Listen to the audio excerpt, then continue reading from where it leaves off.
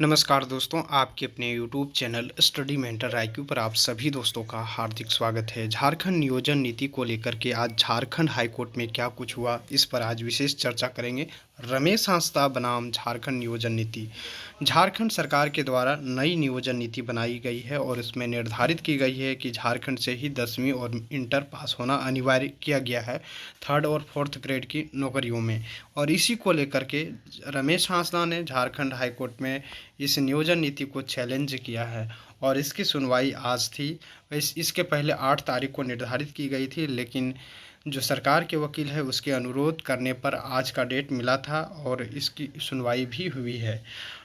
Jharkhand high court के chief justice doctor Ravi Ranjan और justice SN. प्रसाद की अदालत में आज सुनवाई हुई और सुनवाई के दौरान सरकार की ओर से कहा गया है कि उक्त याचिका सुनवाई योग्य नहीं है, क्योंकि प्रार्थी के द्वारा नई नियमावली के तहत जारी किसी भी विज्ञापन को चुनौती नहीं दी गई है जिसमें प्रार्थी संबंधित नियमावली से प्रभावित हो रहा है।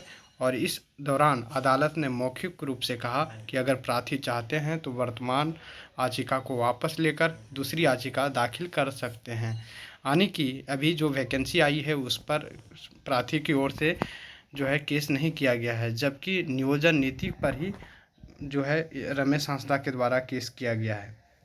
तो यही बातें निकल के आई है, जबकि जो प्रार्थी की ओर से जो वकील लड़ रहे थे अजीत कुमार सर, और उसके द्वारा कहा गया है कि कहा गया है कि यदि यहाँ के जो मूल वासी हैं, जो एक जनरल कैंडिडेट हैं और यदि दोनों अपना ही भाई है, एक भाई ने किसी अन्य राज्यों से मैट्रिक पास कर लिया है और एक भाई ने झारखंड से ही किया है, तो ऐसे में यहाँ के होने के नाते भी वो यहाँ के 4th और 3rd ग्रेड की नौकरियों में उन्हें मौका नहीं मिल पा रहा है। तो इसी का उन्होंने एग्जाम्पल दिया, लेकिन बार बार जो झारखंड हाई कोर्ट के जो चीफ जस्टिस थे उनके द्वारा यह कहा जा रहा था कि व्हाट इज़ काउज लिस्ट, मतलब कि यह जो नियोजन नीति है जैसे ही बनी है उसके तुरंत बाद इस केस को किया गया है।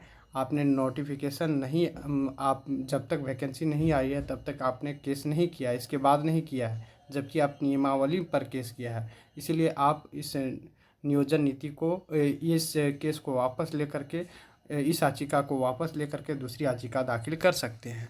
सरकार की ओर से ऐसा जो है वकील की ओर से जवाब आया है। तो इसी को लेकर के जो है अजीत सर ने कहा कि हम 2 बजे का समय उन्होंने मांगा, लेकिन देने से इनकार कर दिया और अगली तिथि निर्धारित कर दी गई।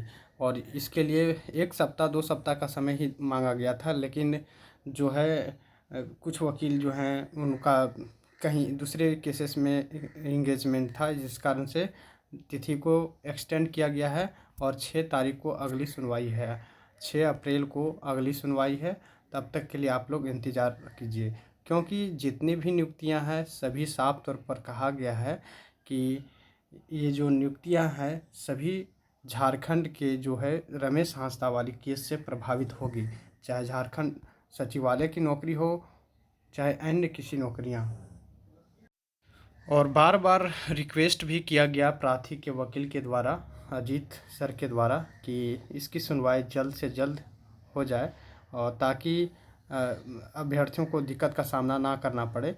तो इसी को लेकर के डायरेक्ट जो महाधिवक्ता जो डॉक्टर रवि रंजन के द्वारा बताया गया बार बार चीफ जस्टिस के द्वारा कि इसमें साफ तौर पर मैंने मेंशन भी कर दिया है कि एग्ज़ाम जो है, जब तक एग्ज़ाम भी यदि आ जाता है, परीक्षा फल भी दे दिया जाता है, तो ये अंतिम तौर पर ये जो है प्रभावित होगी। यानी कि जब तक आपकी नियुक्ति भी हो जाएगी फिर भी प्रभावित होगी। आप किसी भी नियुक्ति अभी वर्तमान में जो निकाली गई है सरकार की ओर से, सभी में साफ तौर पर लिखा गया है कि रमेश हांसदा बनाम अन्यवाद से झारखंड की नियोजन नीति प्रभावित होगी, इसे डायरेक्ट शब्दों में लिखा गया है। तो इसीलिए ये नियोजन नीति पर जल्द से जल्द सुनवाई हो जाना चाहिए था, ताकि झारखंड के युवाओं को जल्द से जल्द नौकरी मिल सके और उसे एक बेचैनी से की सांस से निकल पाए। तो वैसे भी ये हमारे अनुसार से, और जो